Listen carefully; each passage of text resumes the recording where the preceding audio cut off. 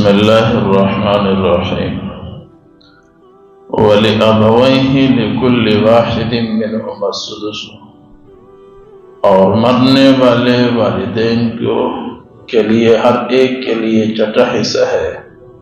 مما ترک ان کان لہ ولد، اس مال میں سے جو اس مرنے والے نے چھوڑا ہے۔ ان کان لہ ولد، اگر ہے اس کے لیے کوئی اولاد۔ فَإِن لَّمْ يَكُن لَّهُ وَلَدٌ، بس اگر نہیں ہے ان کے لیے کوئی اولاد۔ وَوَرِثَهُ أَبَوَاهُ، اور اس کے وارث اس کے ماں باپ ہیں۔ فَلِأُمِّهِ الثُّلُثُ، پس اس کے ماں کے لیے ثلث ہے 2/3۔ فَإِن كَانَ لَهُ إِخْوَةٌ، پس اگر ہے مرنے والے کے لیے بہن اور بھائی۔ فَلِأُمِّهِ السُّدُسُ، پس اس کی ماں کے لیے ہے چھٹا حصہ۔ سورۃ النساء کا آیت نمبر 11 کا آج چوتھا حصہ ہے۔ یہ وہ آیت مبارکہ ہے کہ اللہ رب العزت نے اس کے اندر علم الفرائض کو بیان فرمایا ہے۔ علم الفرائض علم المیراث کو کہا جاتا ہے، اور میراث کا علم تمام علوم پر بہت فضیلت رکھتا ہے۔ یہ بہت اہم اور بہت ہی بہترین انداز کے ساتھ اللہ رب العزت نے بیان فرمایا ہے۔ یہ سبق سمجھنے سے پہلے، آج چوتھا سبق ہے میراث کا، اس کو سمجھنے سے پہلے 2 باتیں یاد رکھیے۔ پہلی بات یہ ہے، بھائی 3 قسم کے ہوتے ہیں۔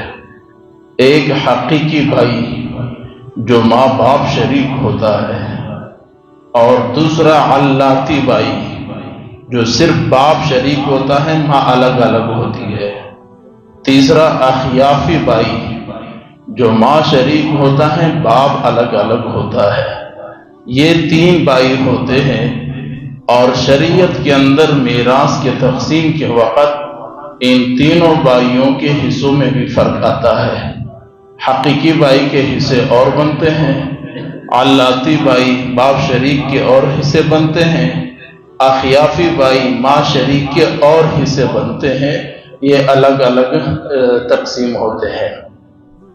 دوسری بات یہ ہے، میراث کے اندر اولاد کا ہونا یہ برابر ہے۔ اولاد کسی کے کم ہو یا زیادہ ہو، اور اولاد صرف لڑکیاں ہو یا صرف لڑکے ہو، اولاد سمجھدار ہو یا بے سمجھ ہو، جیسے تیسے اولاد ہو، حصوں پر فرق ضرور آئے گا۔ یہ بھی قاعدہ کلیہ یاد رکھے، تقسیم میراث کے وقت اولاد اگر موجود ہوں، کسی بھی صورت میں حصوں میں فرق ضرور آئے گا۔ پہلے گزر چکا ہے مردوں کے حصے، لڑکوں کے حصے، اس کے بعد لڑکیوں کے حصے۔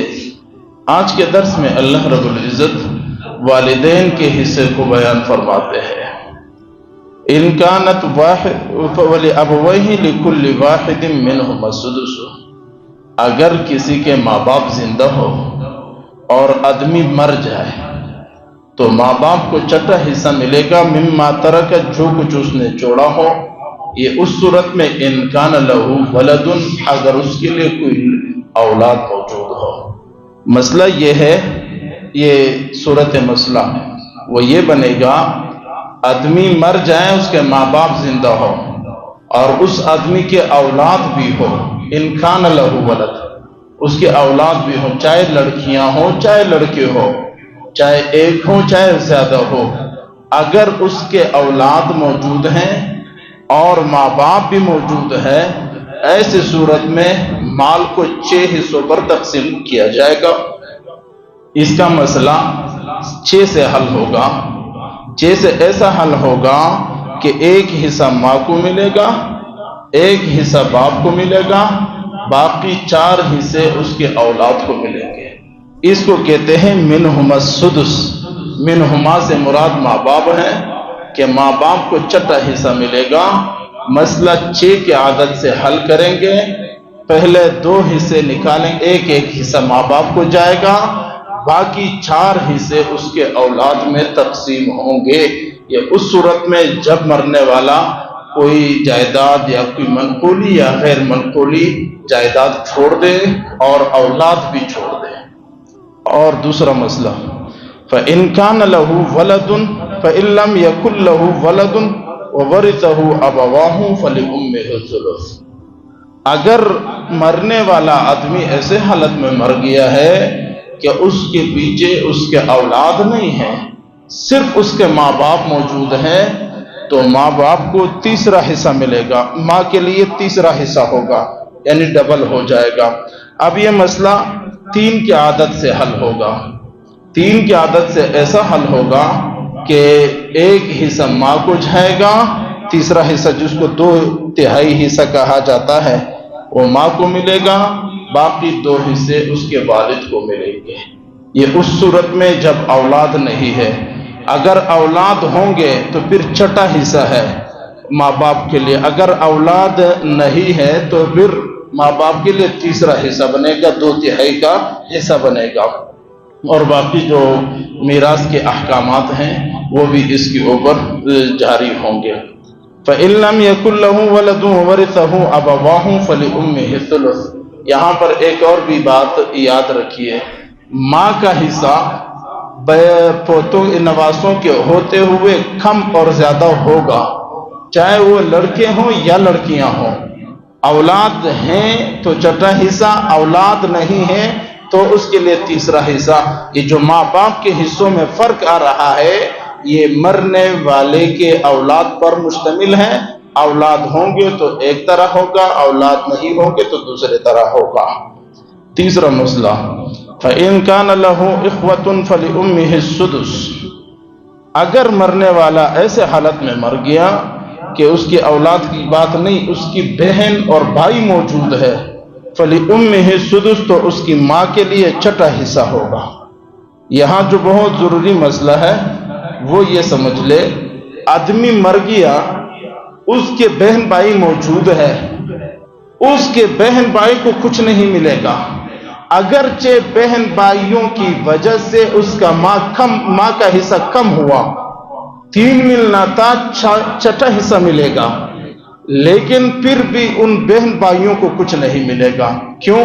یہ اس لیے کہ ہم نے شروع میں قاعدہ بیان کیا تھا کہ میراث الاقرب فالاقرب، جو سب سے زیادہ قریب ہوگا اس کے لیے تقسیم ہوگا۔ بہن بھائیوں سے زیادہ ماں باپ قریب ہے، جب ماں باپ موجود ہوں گے تو بہن بھائی فارغ ہو جائیں گے، پہلے ماں باپ کے حصے اس میں تقسیم ہوگا۔ گویا کہ اگر کسی کا مرنے والے کا بہن بھائی موجود ہیں تو ماں کے لیے چھٹا حصہ ہوگا۔ یہ مسئلہ ہم حل کریں گے 6 کی عادت سے۔ ایک حصہ ملے گا ماں کو، باقی 5 کے 5 حصے ملیں گے باپ کو، اور یہ باپ کو 5 حصے اس لیے ملیں گے کہ یہاں پر باپ عصبہ ہے۔ یہ ایک اصطلاحی چیزیں ہیں، اس طرف میں نہیں جاتا کہ میراث کے اندر ایک حجب ہوتا ہے، ایک عصبہ ہوتا ہے، ایک صحیح اور غیر صحیح ہوتا ہے، وہ تفصیلات میں نہیں جاتا۔ اس لیے ماں اگر بہن بھائی موجود ہوں، ماں کے لیے چھٹا حصہ ہے، اور یہ باقی 5 حصے یہ باپ کے حق میں جائیں گے، اس لیے کہ باپ یہاں پر عصبہ بن رہا ہے۔ یہ 3 حالات ہیں اور 3 صورتحال ہیں ماں باپ کے، جس کو قرآن نے بیان کیا ہے۔